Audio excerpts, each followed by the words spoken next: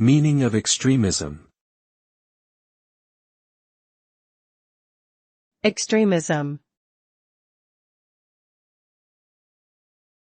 Extremism. Extremism. Extremism. Extremism refers to the holding of extreme political, social, or religious views that are outside the mainstream and often involve a willingness to take actions that are beyond what is considered lawful or ethical. The result of extremism is often violence, intolerance, and a breakdown in social order. Extremist groups can pose a serious threat to national security and can cause significant harm to individuals and communities.